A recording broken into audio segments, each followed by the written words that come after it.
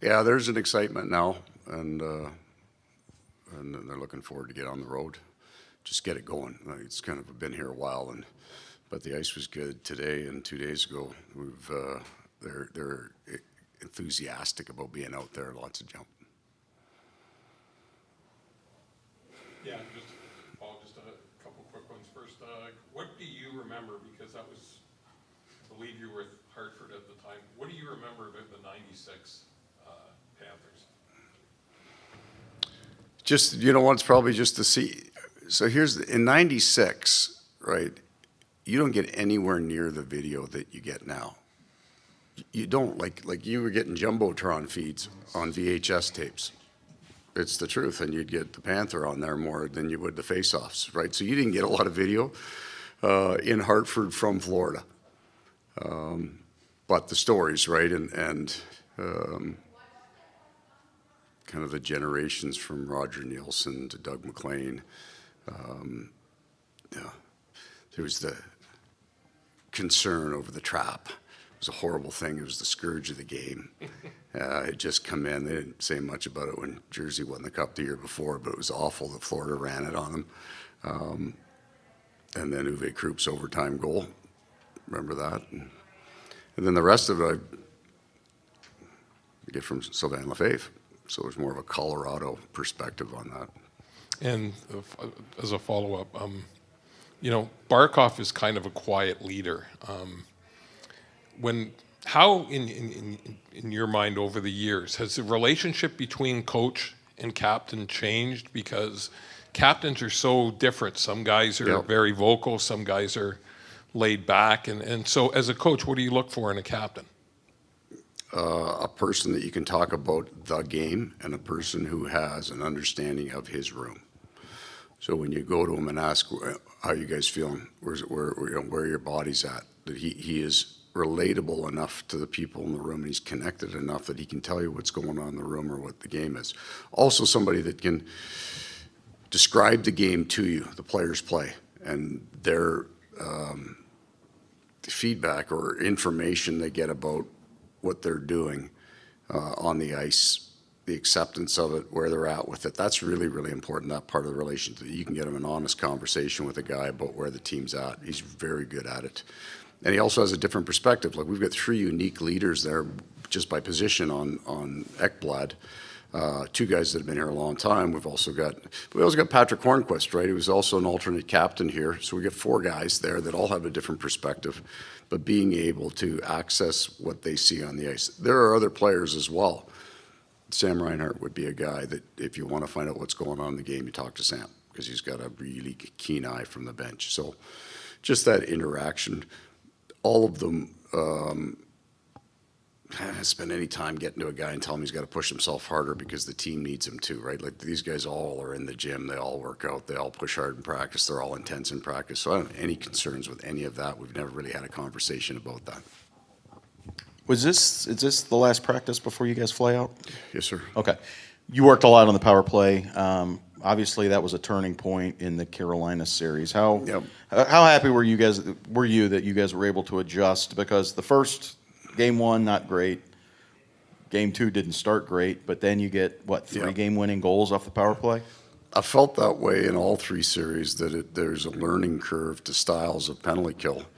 In the regular season, I think you're so much focused on yourself because you're hitting a different team every night. So what you do is all you can almost control. Then you get into a playoff series and you can make adjustments. You got the video for sure, but you get on the ice, then it's different. Very pleased with a major adjustment in the Boston series, then a major adjustment in the Carolina series because of completely different styles of kill, and we're able to find a way to score some goals. And we talked to Sergei a little bit about this, but the rust factor, I know you can't do anything about it, but is there any concern that 10 days off for a red-hot guy like that? Oh, I'm not worried about him because he's got this routine that it's almost not related to what's going on in the schedule, whether he's playing 14 in a row like he did in March or we get 10 days off. He's got his routine. The concern you have is the difference between challenges and opportunity. There's a challenge to this. You get 10 days off. How do you can't stay in that emotional environment that you are, and then the opportunity, we had some banged up guys, and we're moving pretty good on the ice. So that's the challenge. That's the opportunity. We'll take it. We'll take the rest. I think it gives us the best chance in the legs, and if it takes us a while to get back into it, then we got to be able to hold water until we do. Thanks, everyone. We'll go to David to work. Oh. We'll buy my keys as well. Did you just say thanks, everyone? Yeah, they Okay, because that's the cue for me, man. That was it. Yeah. Just to kind of follow up on what you were saying, you guys have talked a lot about the importance of being in your routines and keeping steady. Now you're finally going to be flying out to Vegas. You're going to have a media day. Just how are you able to maintain those routines, kind of heading into some uncharted territory? Kind of within reason, because once you get to this round, a bunch of things change on you. One of them is the media requirements and the amount of time and the amount of access. So you spend more time out the rink dealing with these things. But I think my feel here is that we've never let routine cross over into superstition, that we have to have a certain thing at a certain time. We kind of go with the flow a little bit, and we'll just handle it as it comes. And then enjoy it too, because you work really hard to get here, and sure, there's more media requirements, and it's a longer flight, but that's a Western Conference opponent. That's what's going to happen. Paul, if I can ask you, it just seems to be a calm demeanor from your players talking to them in the dressing room about this moment. Is that a credit to you, to what you put these guys through? Because when you came here, you said, we're going to play playoff hockey, a style from day one. I'd like to think that there's some confidence, and I would say this is probably true of Vegas. Confidence is earned, and you've earned something if you're playing in the final. You've done it now at a very high level for 6 weeks. In our case, we had to start running that back in January, but we've played hard hockey for 6 weeks, so we have some confidence that we're going to be able to do that again. That is where I would like to think the calm comes from. We also have spent an awful lot of time about handling the day that we're living in, and there's days that we're going to get wound up, and that's game day, and then we're going to come right down from that on our off day. So even in this schedule here, we've made our practice days a little bit more. There's more energy from the coaches in terms of how you present your meetings, and then on the off days, we've everything from changing your tone to the length of the meeting, kind of day we want our players to experience. So we've staggered every second day, wind it up on our practice days, and mellow it out on our off days. If I can follow up, you have some players who've won the Cup before. Do you lean towards those guys to tell the younger players, this is what you should expect? Yeah, well, I think we leaned on those guys all year for the originating ideas that we wanted to play a game that we could replicate in the playoffs. Right, we had to change the style of hockey that we played. So, even from the summertime, Patrick Hornquist was right on board with that because he understood it. Eric Stahls lived it. And then I would say maybe in the playoffs, then we lean on them a lot for logistics. The things that happen, right, when you fly out, when you leave, where are the things that kind of trip up players, right? For now, it's tickets and the 50 hotel rooms of all the people coming in to see games, all that other stuff, because they've been through it.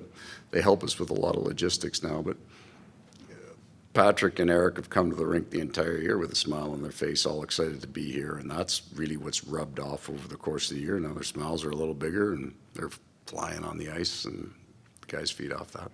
Two more. Dave, how to follow up before we get. Could you talk a little bit about your relationship with Bill Zito? Obviously, we've heard when you interviewed here the long hours, but over the course of your first season with him, and obviously he built a team with a lot of speed, a lot of the guys and forecheck. But I'm just dropping a line in the water. Anything that comes to mind when?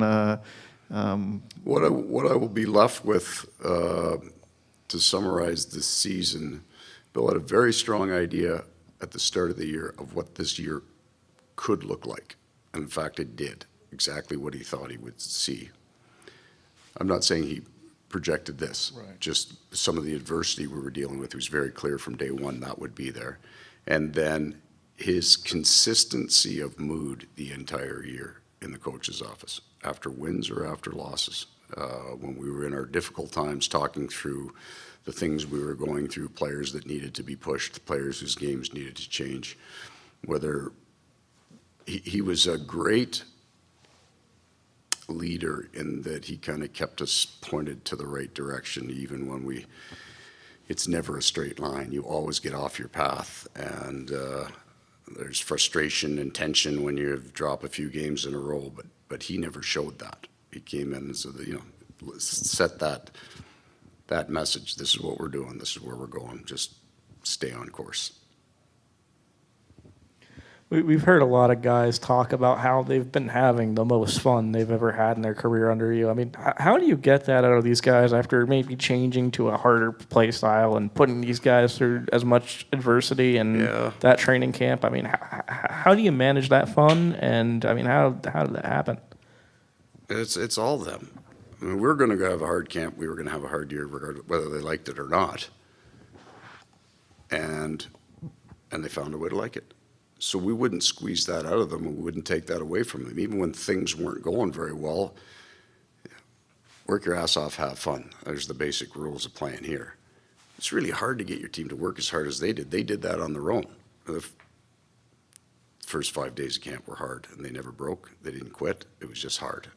And then when you came to the rink the next day, they were dragging a little bit, but they were still telling jokes and laughing. So we could do that too, right? I think maybe if there was a change I've learned over time, it's okay if the players see you having fun too. It's okay, right? And I would especially say that's true. It was not true in my first decade and a half. That there was a different time. But for minor coaches, for young coaches, you always say to the kids, let's go have fun. But they don't see, if you're yelling all the time and in a bad mood all the time, you're never having fun. When's it okay to have fun? So here it's okay. Work your ass off and have some fun. But that's not me. It truly isn't. They went out and worked hard. I didn't say much about it. They had fun. It was all good. And that's who they are. Is that the biggest change to you from when you were young? No, I mean, you put a lot of time into learning the game and trying to figure out what's important. I mean, there are times that experience helps, and playoffs is one of those times a little bit. Maybe I answered that question too fast. I have more fun coming to the rink now than I ever have.